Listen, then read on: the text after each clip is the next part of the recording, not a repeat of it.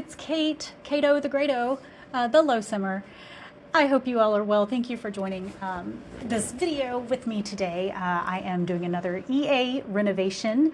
This one is in Strangerville called Plateau Place, and it is a big Victorian home. I think it was perfect for them to choose Victorian homes for the Strangerville pack because Victorian homes are just inherently spooky. Really like a good Victorian home, you know, especially when it's got all the little ornate details.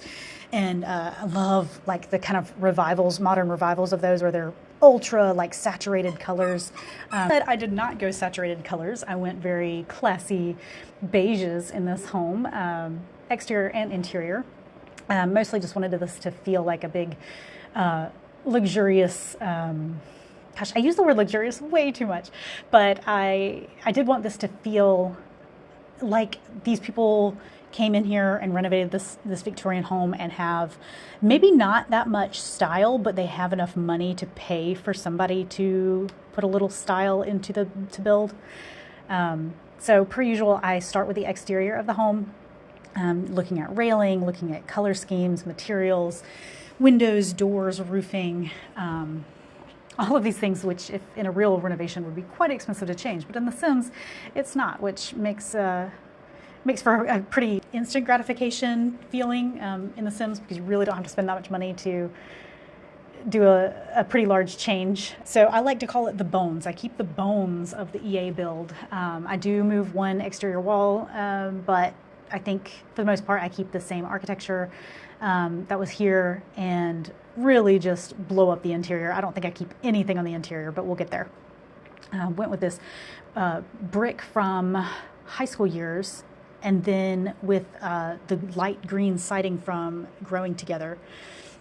And I used some Growing Together windows, and surprisingly ended up using the Wedding Stories windows, which I think really suited this Victorian style, and it's something that I'd never made that connection before, to use Wedding Stories in a Victorian style, but I think that it works, even if it's, this could totally be an architectural hodgepodge, but I think it kind of works, you know, things don't have to match, they have to go.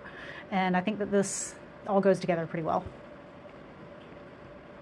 Getting into the interior floor plan, like I said, I did just bulldoze pretty much everything on the inside, and I make this really grand entry with a stair in that hexagonal appendage in the front, and the base floor plan really ends up being quite interesting. I'm using interesting in air quotes, and interesting is a nice way to say it's a little bit bad. I have a huge entry, and then I have a huge dining and a huge kitchen. And then the living room space, as a result, gets kind of the short end of the stick. I'm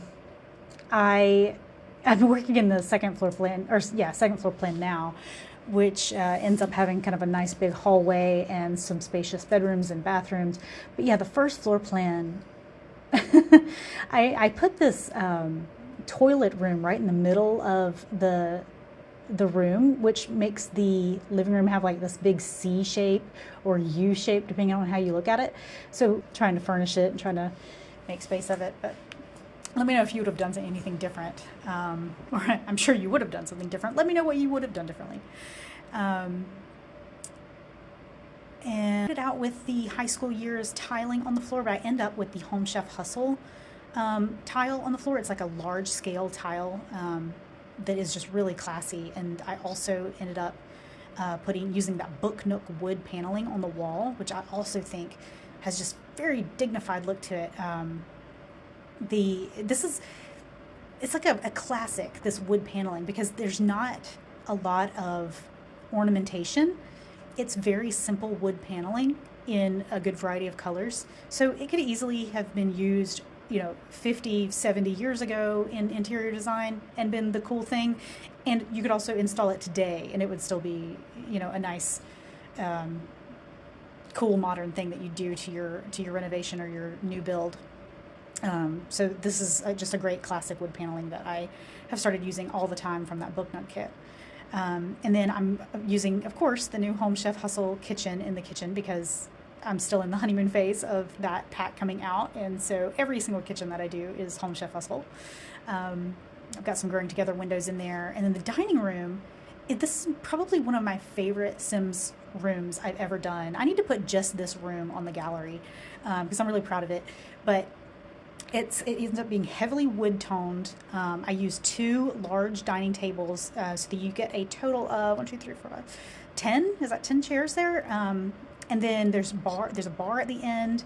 Everything is wooden. I use that big light fixture, which I think is just ultra modern, ultra classy. Like, this just looks like a really upscale dining room space. And yet it's also very simple. It's mostly just wood everywhere. And surprisingly for The Sims 4, I was able to get matching wood tones in there, which is pretty difficult to do in The Sims 4. So here's that little bathroom that I use to kind of divide up the floor plan, and it divides that living room space, and then you'll see me start to fiddle around with the living room space like, oh, I think it wasn't even until now in the build that I realized, oh, I've got a really weird shape here to deal with. So I'm trying to reckon with it. I started by setting down 2 rugs and getting a fireplace right there in the middle. That seemed to be a natural place for a fireplace to go, but it is also the most narrow part of the room, so it's hard to get like a seating space around there. Plus, it's where the back door is. I thought about moving that back door. I ended up not. Let me know what you would have done in this room. I think I already asked you to do that, but let me know what you'd have done here if you would have gotten rid of the bathroom and put that somewhere else in order to make more of a rectangular living room space that's unified. Or do you like what I did? I don't know. It was kind of odd. I have like a TV space on one side. I have like the conversation space around the fire, and then I think I have just another conversation space. In hindsight, looking at this video, I probably should have put some activities on one of the ends of the living room, like a TV side, and then like a gaming side, or a family game night side with the recreation table. But doesn't look like I did that. And I just ended up putting like this big, pretentious sofa in that hexagonal entryway. That's just really a grand entrance. Like, that's when you've gotten to a house of people who have money and they spend it, when they just have like big, giant, luxurious, expensive pieces of furniture that they never sit on, they never use it. And then I really like what happened with this little office in right off of the dining room area. This is kind of an odd space to use, but it's part of the original build, this kind of appendage that has angled walls, and it worked nicely as a little office space, and then it works nicely as a bathroom on the second floor. Always do a modern bathroom layout in all of my builds, and I like to defend this by saying that I think that's pretty realistic. Anytime you move into a home that has previous owners, there's something icky about having to use the bathtub that other people used, or using the toilet that other people used. And so I think that's why bathrooms tend to get renovated as often as they do, because people just have an ick factor about it. And there's nothing weird about, being a human with good hygiene using all these fixtures, but there is just something that feels off about, you feel like you're in somebody else's bathroom until you get your own fixtures.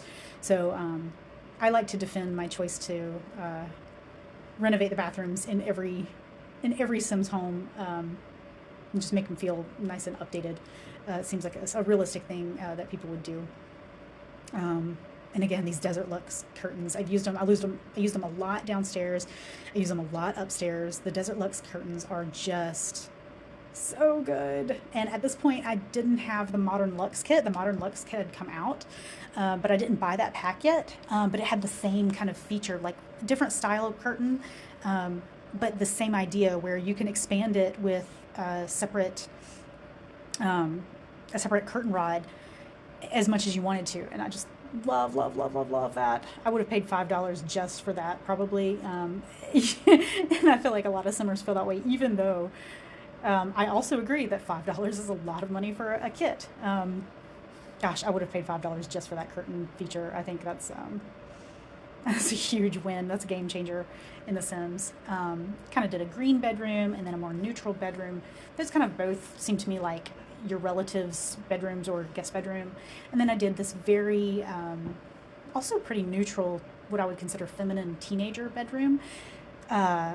a bit of a pink color scheme, a little bit of lavender, very soft. And this last one with the hexagonal appendage, this one is what I call the blue room. It started with, I never used the blue swatch of this Desert Luxe curtain.